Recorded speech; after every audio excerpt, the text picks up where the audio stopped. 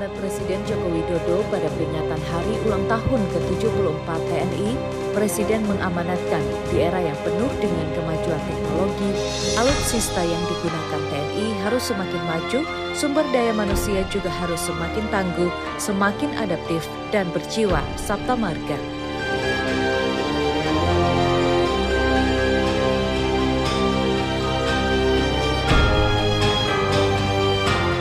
Pada hari ulang tahun ke-74 TNI, Presiden Joko Widodo memberikan 3 perintah kepada prajurit TNI.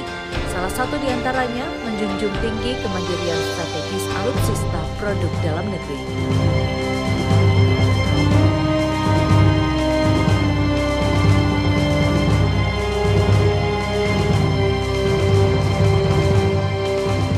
Sejalan dengan amanat Presiden, Menteri Pertahanan Prabowo Subianto optimis dalam 5 tahun mendatang, industri pertahanan dalam negeri akan lebih mandiri, berdiri di atas kaki sendiri karya anak bangsa.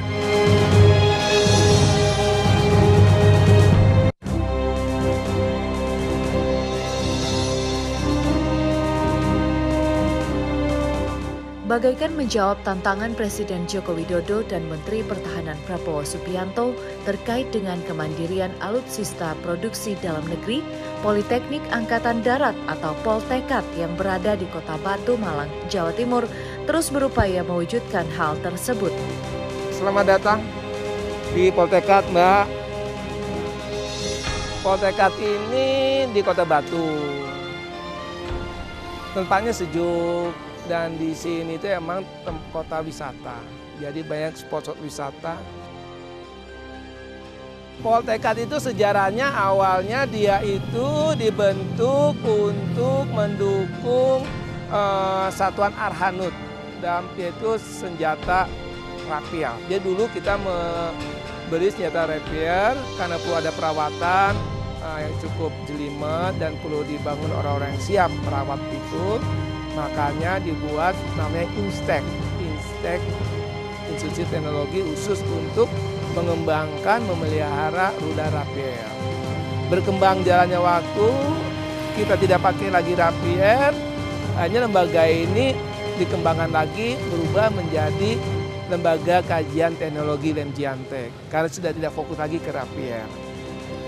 Berkembangnya waktu, ilmu pengetahuan berkembang, akhirnya berubah lagi menjadi Sekolah Tinggi Teknik Angkatan Darat dan sekarang menjadi Poltekat. Ada berapa jurusan sih yang ada saat ini? Kita punya 3 jurusan, jurusan telekomunikasi militer, jurusan oto kendaraan tempur, jurusan elektronika sistem senjata. Kalau yang tadi telekomunikasi militer itu apa yang membedakan dengan telekomunikasi yang lain? Apa ada beda atau sama aja? Telekomunikasi militer dia pertama bicara tentang fungsi komunikasi khusus untuk militer, radio militer. Karena kita untuk bertempur nih ceritanya, atau untuk kegiatan yang berhubungan dengan pertahanan.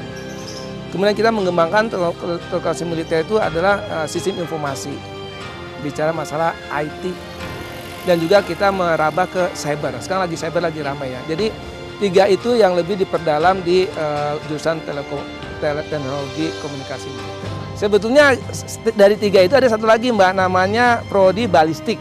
Tapi balistik itu belum saya upgrade menjadi D4, masih D3. Tahun ini kita lagi ajukan untuk menjadi D4, supaya akhirnya kita punya 4 prodi. Telkom militer, oto rampur, LK sisa dengan balistik. Nah tadi yang Mbak bilang roket itu larinya ke balistik.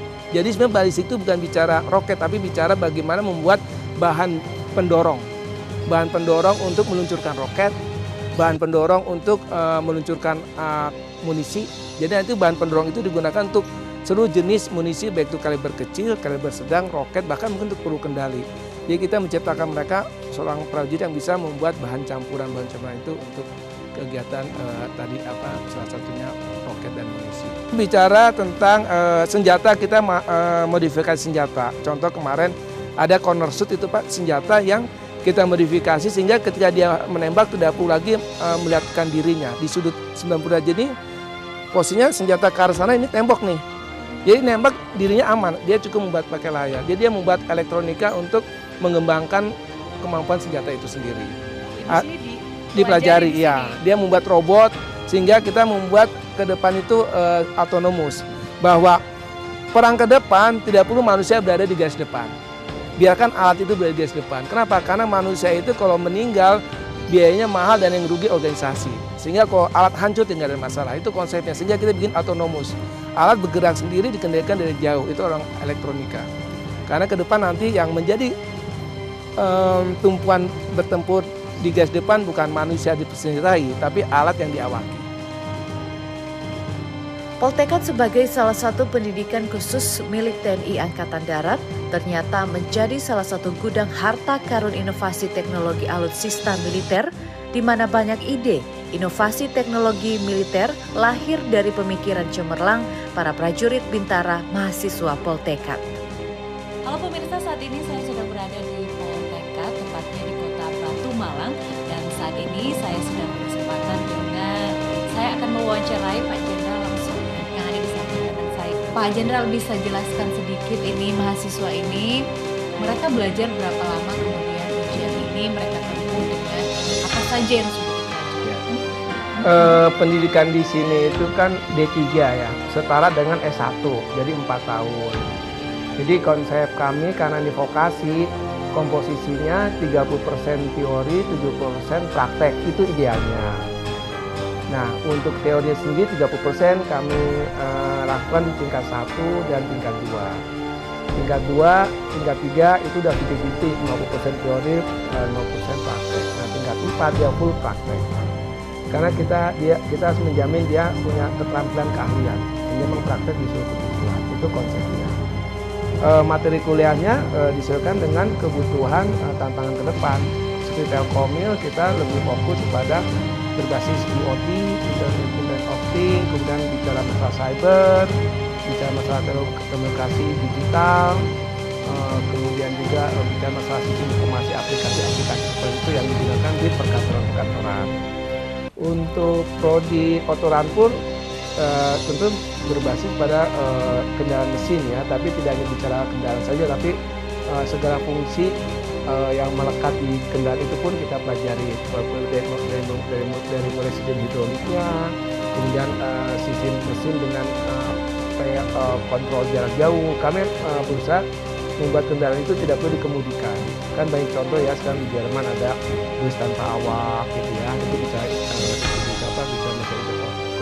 juga kita menginginkan dan kemarin kita bilang hamba itu bahwa ke depan tuh pasukan di depan tuh alat yang kita awaki, manusia baru nomor 2, sehingga kita bisa menyelamatkan bagi kita dari gugur atau tewas dan jadi korban. Nah, kemudian kalau elektronika senjata itu ya, dia modifikasi senjata yang ada di kita, dia modifikasi ada SIM elektronik sehingga dia bisa menembak sendiri, pakai SIM tembak juga, kurang lebih seperti itu lah. Nah, 4 tahun itu yang kita pelajari, sehingga ketika mereka lulus, mereka bisa ditempatkan di seluruh satuan Angkatan Darat.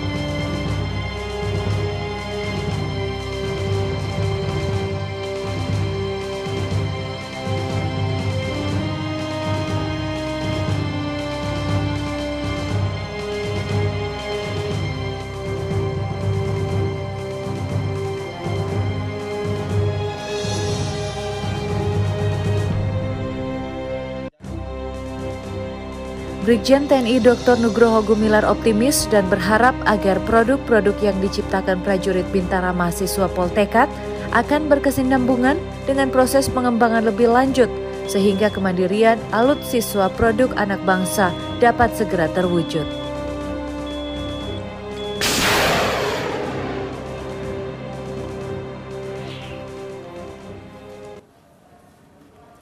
Ya, saudara, selanjutnya